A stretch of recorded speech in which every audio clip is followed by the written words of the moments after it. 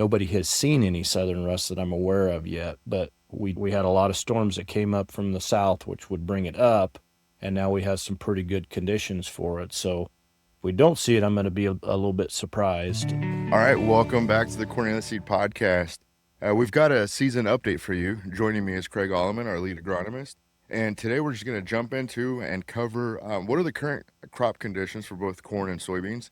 We've had a unique year like we always do, but we're just going to jump in and see what disease pressure is looking like and what are some watchouts that we still need to keep in mind right now at the current crop stage.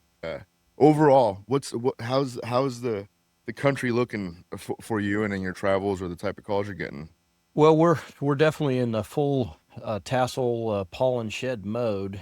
Last week may have been the peak of that, I would guess. Probably started the week before, but last week I spent a lot of time going around and doing evaluations in what we call our Cornelius profit trials, and that's where we're testing focus hybrids that have been in the lineup for a while, maybe are at their peak, good old standbys, and then testing those with hybrids that we're producing this year for the first time, and also, a fair amount of experimental hybrids. So hybrids that look promising that we're looked at this past year, and wanted to take another season to look at them before we decide if we'll bring them into the lineup. So it's a great opportunity for us to look cross camp. So the different genetic suppliers to be able to run them head to head. So we'll take a bunch of notes this summer, and we'll get some good evaluations if there's we end up having a certain disease present. Or last week I did have one of those trials that had a pretty good significant wind event, looked like right ahead of tasseling. Where we had some late green snap and some root lodging, so we can take those kind of notes as well. We've been seeing some in the mornings. We've been seeing some dews, and so we're having some moistures and some pop-up showers. So all those things are very good, very good conditions to get some of these fungal diseases that we are concerned about this time of the year going. So I think we're definitely having that environment part of the disease triangle right now, and so now it's just a matter of what's out there and how badly they will progress through the season. With this heat, where you said it, you weren't it wasn't overly alarming because the evenings have been cooling down some, and so it hasn't worried you. Has it helped keep things in check as well? Because it hadn't been overtly wet either, right? And I realize it's putting off humidity and it can still phosphorate, but disease-wise, has that heat helped?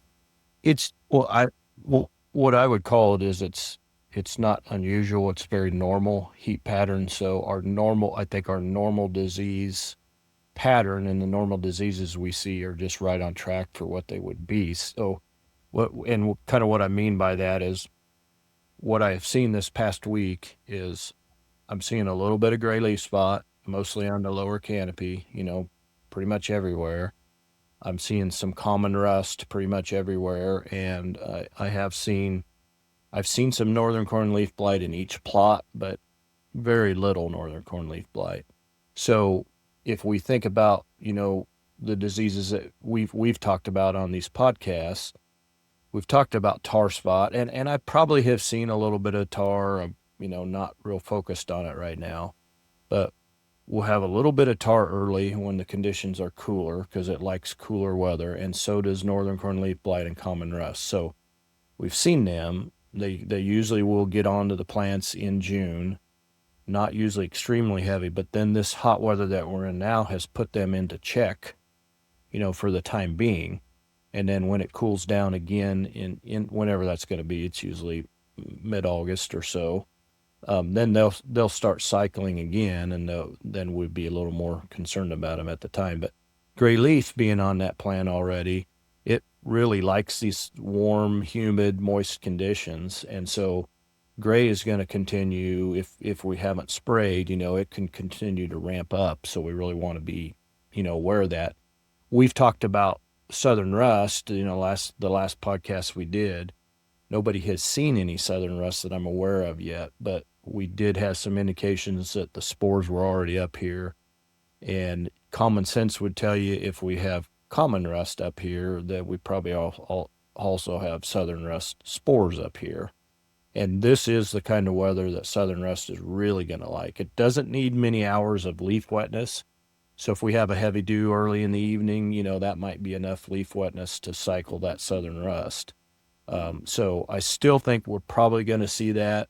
Um, we had a lot of storms that came up from the south, which would bring it up, and now we have some pretty good conditions for it. So if we don't see it, I'm going to be a little bit surprised. But that would be the one that we still are looking at to potentially be the worst issue this year.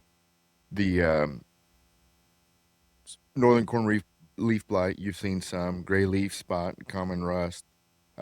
Gray leaf is what you wanted to keep an eye on more, but not forgetting southern rust, because like you said, we're set up for it. We know the spores are up here, and I just wanted to make sure I'd followed there. So is it too late to spray for anything really? No, we're still now in really the ultimate window, because the ultimate window, if you had to pick one, and it really will depend on the year, and it could be case by case, but the preponderance of the trials that show the best yield response is going to be R1, which is silking.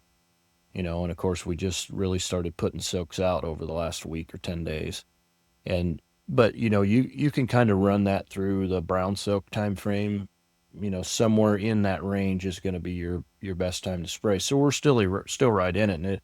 And I'm hearing airplanes fly over the house here right now. So we're still in the really the heat and the ultimate time window right now. But if we're in the day and age with these diseases as aggressive as they've been, that we will continue to scout here, through the mid to end of August.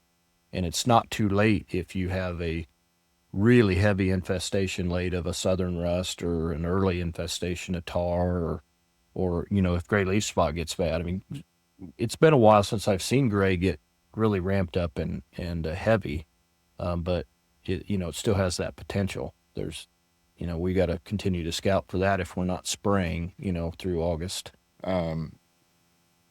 Segue on to soybeans there. What are you seeing there as far as that crop goes? I think soybeans have started to transition to looking really good. Really good dark green color.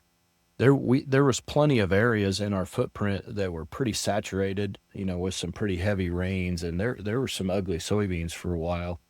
In those areas, the nodules on the soybeans that are producing nitrogen, probably died in a lot of those areas, and so that soil would have to dry back out and get those rhizobia bacteria active again reacting with the roots of the soybean plant and making new nodules. And it looks like that's really happened. They must be nodulating very well, because in my travels this week, I thought best the soybeans had looked all year. Finally, they're finally starting to come through that. But and one of the other things, our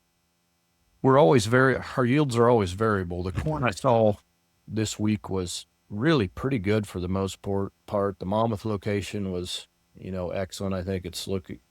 I make notes at this time of the year if it's high yield potential in these trials, or if we have issues, because we want to know if the yields come in a little different than expected, what happened. But the Lone Tree, Iowa location, there's cracks in the ground, and my notes were that the corn was really not at a normal height. It was shorter than normal. So clearly they've had some drought stress in that location previous to this, so I wouldn't expect it to get into the high yield category. Then up at Center Point, just tremendous. It definitely in the high yield, no issues to speak of there. When I got up at Grafton, that location, not bad, other than pretty heavy wind. That's where the heavy wind event was, and it would have been right ahead of tasseling. That if the corn was snapped off, it was probably snapped off at that ear level or just under it, and plenty of it kinked, and then plenty of lodging. They had ran a ground rig through there putting fungicide on probably a day or two ahead of me being there, and where that corn was lodged bad, they just pulled it on down, ran over it. So that's the kind of severity of the lodging there. So that one, we'll probably throw out the yield on that one completely because it's just going to be too inconsistent. And then we were out at uh, Ogden out there. I met Jay, the other agronomist out there, and we went through that one together. And it's going to be tremendous yield out there. Last year they had a real wet event out there, and we lost nitrogen right through the middle of our ranges. But this year looks pretty darn good. So it's some variability, but for the most part, there's some pretty good looking corn out there, I think. Um, is there any soybean disease that you think you um, are keeping an eye on as well? I recall at some point last year, I thought there was a new one, a new blight, and maybe I'm remembering wrong, that the universities were keeping an eye on. Do you have any thoughts on that? Well, red crown rot is the newest soybean disease that I'm aware of that we're looking at, and I think as an industry we are keeping our eye on that this year because the maps that they produce, it has been a southern Illinois disease, and kind of has been moving steadily north in Illinois, but they had a county, I think, in Wisconsin and clear out in southwest Minnesota that they found that in last year. A person with common sense would tell you that that's probably got, maybe somebody bought a soil finisher or something from southern Illinois, and that is, that disease was brought up there in the soil off of a tillage equipment or a combine or whatever to be able to jump that far. But it is a very, very yield robbing disease. The foliar symptomology that you'll see, well, really from any time here on out, but usually more in the August time frame is the same as sudden death syndrome and brown stem rot. So you'll see that interveinal chlorosis. The veins will remain green, and then it'll yellow up in between the veins and eventually turn brown. So now we need to really get out there and look at the plant and identify what it is, make sure that it is sudden death or brown stem rot, that we pretty much, have systems in place to manage those, because there's not a lot in place to manage this red crown rot. And it can take a soybean yield, from a 70 bushel yield environment down to 30 bushel in a hurry. It's a pretty nasty disease, and it will literally, there at the couple inches above the soil surface, that stem's going to be a reddish color, and then sometimes some white specks in amongst that red, and that's kind of your indication. But if you have a question at all, it'd be good to get a hold of someone that can get that shipped off to a university disease lab and identified if you think it might be red crown rot. We do have our Victrado soybean seed treatment is pretty darn good against it. So if you start getting that disease in your area, we do have an answer for it, management wise. But it's not one that you want to get surprised by and have a pretty bad outbreak the first year before you get a management in place for it. Well, one of the things that I also am curious about, I haven't seen a lot of, and um, on any of the socials that I look at, or even just the growers that I see online, is um, people talking about how they are seeing kind of the planter box biologicals, the weed, the feed systems, um, how those are looking, throughout the year. Haven't really got into the part of the year there where I do much evaluations on that yet. Won't be Okay. long here, and we'll start looking at the products with the Gardex in it, which is the TS201 biological for rootworm control. And so, pretty much any storms from here on out, they usually reveal the acres, particularly across the heavy rootworm areas in Iowa, where we have rootworm issues, because you get those mottled looking fields as the corn lodges under wind if the root system has been compromised. So towards the end of July and on through August is when we do a lot of root digs and evaluation on that, on the Okay. product. So I haven't spent a lot of time on it yet. Oh no, that's fair. So stay tuned, folks, as we've got some updates along the way on how some of these products are performing. So that makes sense to me. That's good to know. Well, to wrap it up, what are a couple recommendations that you have for growers in the next 2 weeks as they're working on still scouting and what they need to keep an eye on? Yeah. Well, as we've talked again in other podcasts, the main thing is the disease picture in corn in particular. It's not just a scout ahead of tasseling and make your decisions and then forget about it anymore.